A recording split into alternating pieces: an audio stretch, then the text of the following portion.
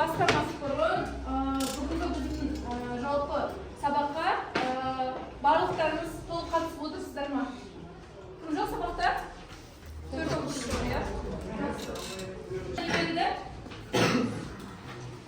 Иә. Үй тапсырмасын орындап келдік па? Дәптерімізді ашайық барлығымыз. Иә?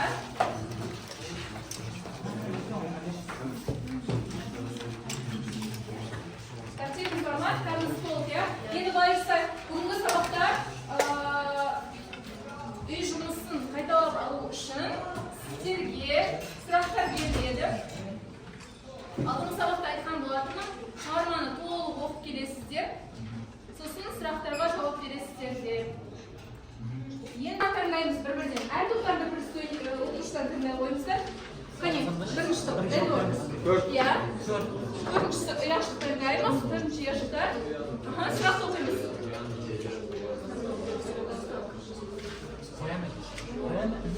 Иә, дауыстап оқыңыз. Қоян екеш, қоянды інін дәл бұлай қыза алмаса осыда. Күннің сөзі. Иә, күннің сөзі. Күннің сөзі. Бұлай айтуға бұлда болады. Иә. Қане кім жауап береді? Иә. Күннің сөзі, Алия.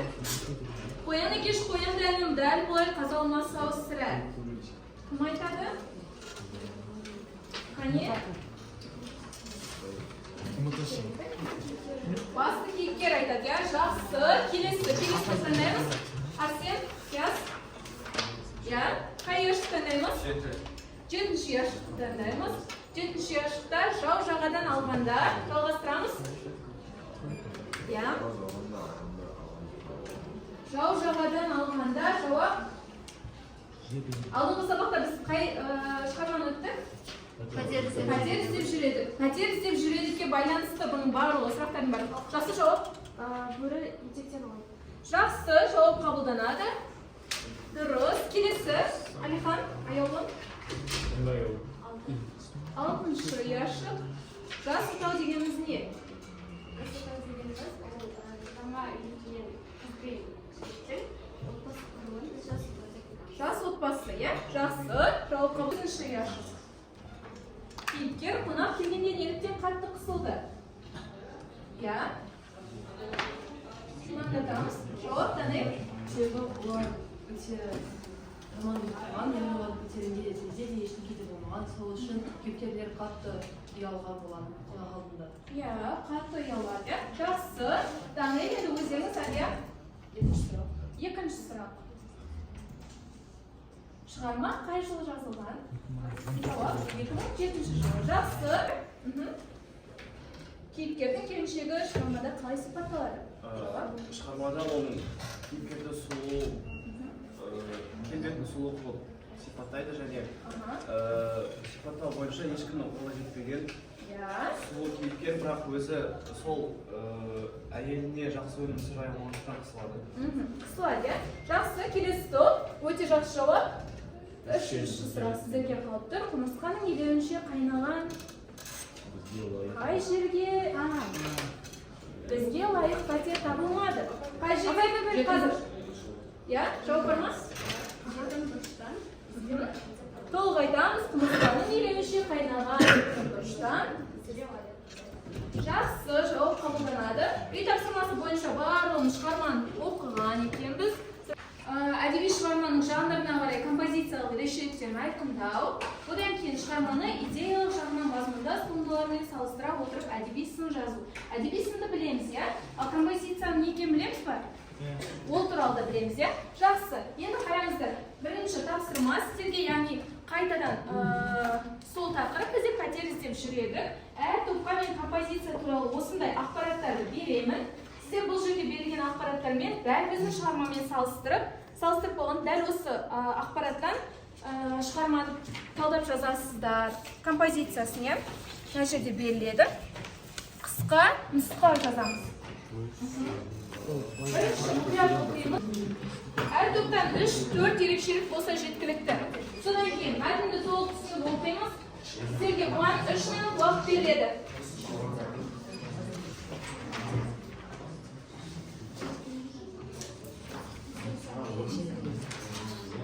шығарманың композициялық ерекшелігін жазамыз.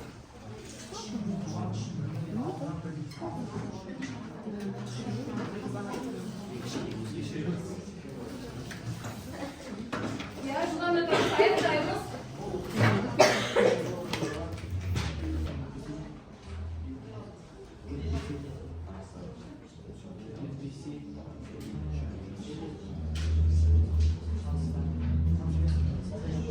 Ayıkladık mı?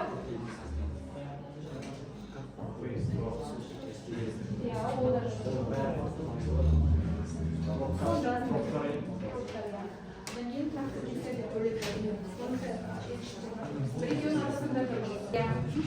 Жақсы.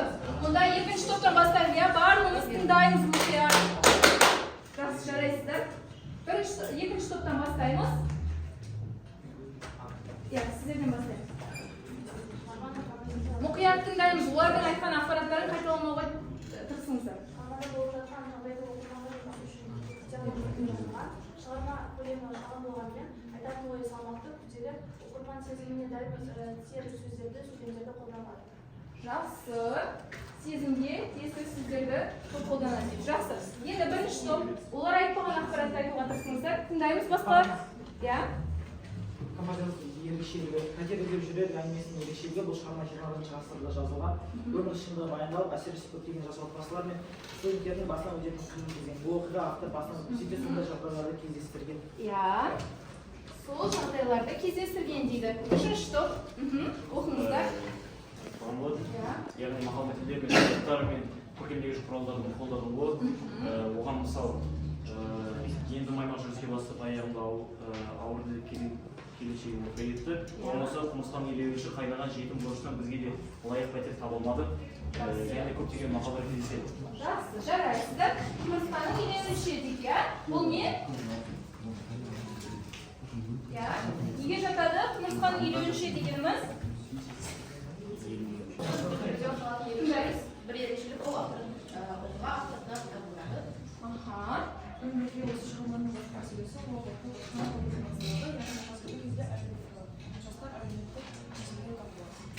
жастар әлеуметтік мәселеге тап болады.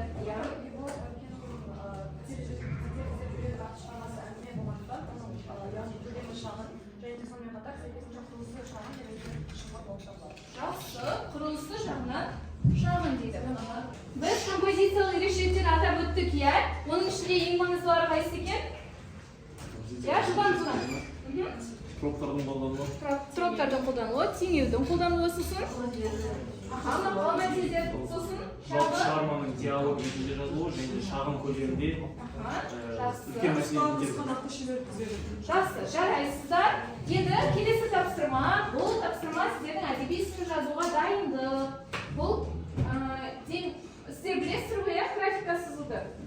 Алдыларыңызға мен сіздерге қағаз тараттым. Сол қағазда не істейміз?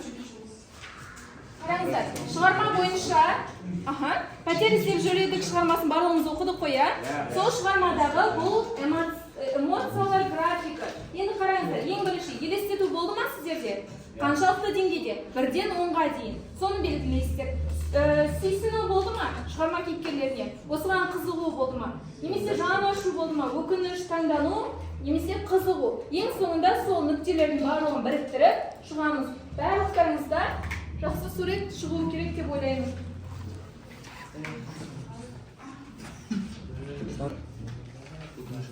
Белгілейміз 1-ден 10-ға дейін.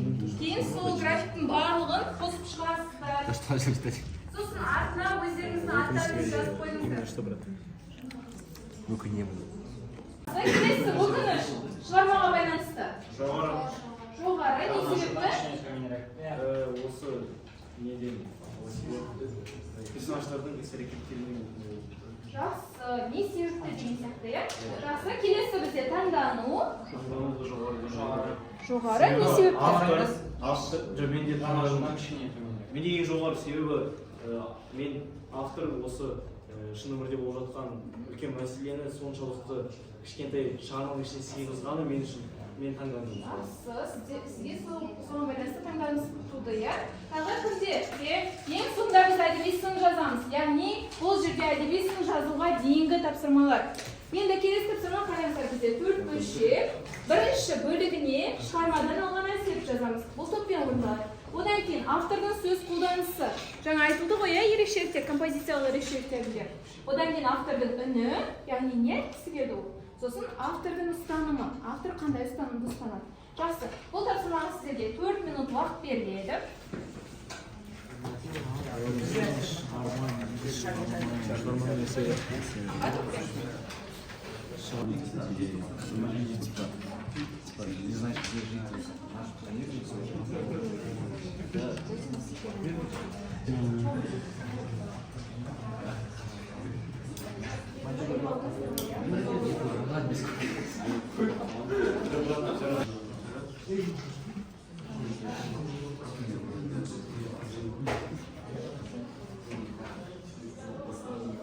Шығарманың әсері, осы шығармадан баспананың өзі өмірімізде бар затқа шүкіршілік етіп, барлығына қадірі бар екенін Жақсы. Келесі автордың сөз қолданысы. Яғни бұл әңгімеде автор мақал мәтелдер тұрақты тіркесі мен көктемдегі құралдарды қолданады. Сонымен қатар біз мақал мәтелге мысал келтіретін болсақ, ол ежелгі өстерінің шетелде шығарып көшесіндегі. Жақсы. Келесі. Автор үні, яғни автордың бұл шығармада айтқысы келгені әлемде қасымызда, жанымызда мұндай жағдай етумен адамдар бар. Әр затқа шүкір етуіміз керек екенін айтады. Жақсы. Ал автордың ұстанымын туралы айтып кетсек, автордың ұстанымдарына оларға әділдік, адалдық, жанашырлық, адамгершілік және тағы да жақсы ұстанымдары бар. Иә, келісеміз ба? Әсері, шығарманы оқып болған соң, өкінішті әсер алдық. Себебі мынандай кейіпкерлер адамдардың саналылығының жас жүректігінен зардап шекті. Автор жағдай арқылы адамдарға көптеген жас отбасылардың қазіргі таңдағы жаңайқайын жеткізеді. Иә. Автордың сөз қолданысы, автор шығармада мақал мәтелдерді сезімге дәл теріс сөздерді қолданады. Автордың ұстанымы, автор осы шығарма арқылы адамгершілікті ар-ұжданды ақшадан жоғары қоюды кеңес береді. Келісеміз бар сенмен. Шығарманың әсері, өмірдегі көздеген мәселелерді көре аламыз. Сонымен қатар оқиғаны оқығанда осы кейіпкерлердің басынан өткен оқиғаларды өзін сезе алдым. Бізде ол автордың үні, жалпы автордың үні ол бізде автор айтқысы келген ойы болып табылады. Жалпы ол бізде сол кездегі әлеуметтік теңсіздік болып табылады. Нақтырақ айтып кетсек, ол бізде автор жастардың басындағы әлеуметтік мәселелердің маңыздысын, баспана мәселесін талқылаған болатын. Сонымен қатар ол бізде өмір шындығын ашқан болатын. Яғни соңында кейіпкерлер баспанасыз қалды. Ол бізде өмір шындығын, яғни сәтсіз оқиғалар болғандығын ашқан. Сіздер осыған дейінгі 3 тапсырмада да әдеби сынға келдіңіздер. Яғни енді дәптерімізді ашамыз, бүгінгі күнді жазамызда өзімізді осы шығармаға қатысты әдеби сынымызды жазамыз. Демек, осыған дейінгі тапсырмаларда сіздерде сыни көзқарас қалыптасты шығармаға байланысты, иә? Қандай нұсқа әдеби сын жазып шығарамыз? Иә? Әлия бастайды.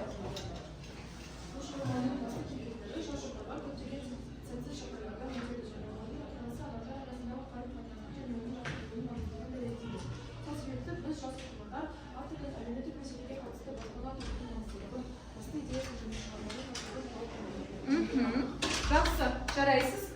Надек. Жалпы Ерман Әбікеннің терезедегі жүрегі әңгімесін 2007 жылы жазған болатын.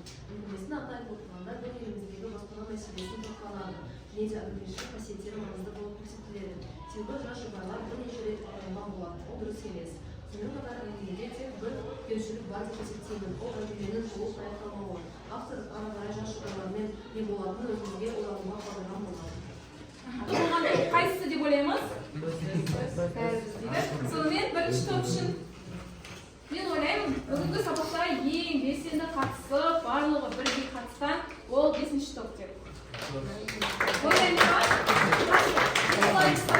Әдеби сынды ашып қоямыз, дәптеріңізбен қарап шығам, одан кейін сіздерге таратылды. Иә, менің ойымша бүгінгі сабақта жетістікке жеттік пе, не түсіндік, әдеби сын жасалдық па, композициясын табалдық па, сол туралы маған бір ауыз сөз жазсаңыздар. Жалпы кемшілік немесе жалпы артықшылық. Ол жерде сіздердің аттарыңыз көрсетілмейді. Мен алдағы уақытта өзіме түртіп алу мақсатында сіздерден сұрап отырмын. Сіздердің араларыңызда осы біз тәжірибеде жүрген уақыттың барлығында сабаққа белсенді қатысып, барлық тапсырманы мұқият орындап жүрген оқушылар бар. Ол оқушылар үнемі ойларын ашық жеткізіп, тапсырмаларда алдыға шығуға ұмтылып тұратын оқушылар болып табылады. Мен бірақ осы отырған барлығыңыздың да кейін үлкен жетістіктерге, биік белестерге шығатындарыңызға сенімдімін. Ол жерде мысалы әрқайсыңыздың бойыңызда ерекше қасиеттер бар.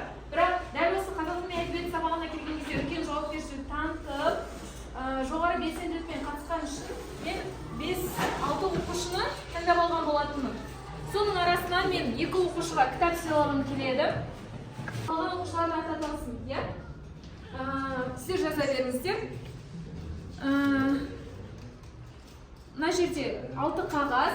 Мен бірінші оқушыны таңдаймын. Менде бірінші берілетін кітап ол әлем әдебиетінен Марк Твеннің Том Сойердің бастан кешкендері.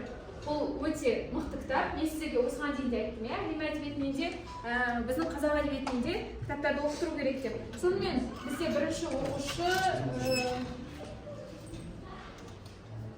Данель.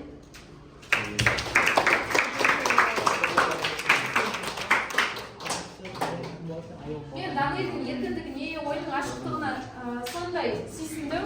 Ол өте болашақта мықты маман болатын. Жақсы. Ойлайды, бұл оқушылардың арасында кімдер бар? Данель болаша, Алия, Аялы. Иә? Медина да бар.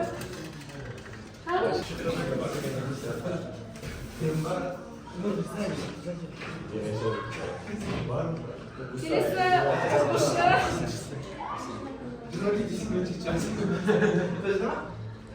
Они апайлар өз аттарын жазып қойыпты. Ой, болмайды апай. Жақсы, жоқ. Қайсы келесі кітапты мен естейінші? Айтайын, иә? Бұл жерде Бауыржан Момышұлының Ұшқан ұя кітабы. Мен сіздерге осыған дейінгі әдебиеттерді ұсынған кезде ең бірінші айтатын осы Бауыржан Момышұлы, иә? Ол соғысқа қатысып та, сол жақтағы оқиғаларында, басқа оқиғаларында өз елегінен өткізіп жазған болады. Ал Ұшқан ұя ең басты кітап деп ойлаймын. Енді мен бұл жерде таңдауды апайға бергім келіп тұр. Апай, сіз келесі оқушыны өзіңіз таңдасаңыз.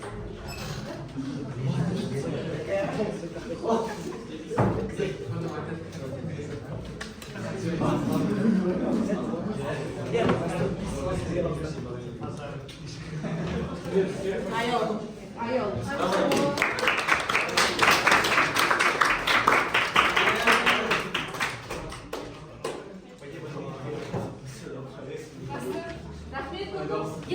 Менің ойымша бүгінгі сабақта барлығы жақсы жұмыс жасады. Оған қоса және осы өте қызықты әрі түсінікті болды. Осы мен Айнала апай болашақта өзінің шебер болады деген ойдамын. Себебі олар сабақтарды өте қызық әдіспен және де түсінікті жолмен өткізеді. Әңгімені өз ойымен аяқтап жазу. Мүмкін сіздер әңгімені бақытты болып аяқтағыларыңыз келетін шығар. Немесе сол жас отауға үй тауып бергілеріңіз келетін шығар, иә? Сол туралы аяқтап жазып келеміз. Сабаққа қатысқандарыңызға рахмет.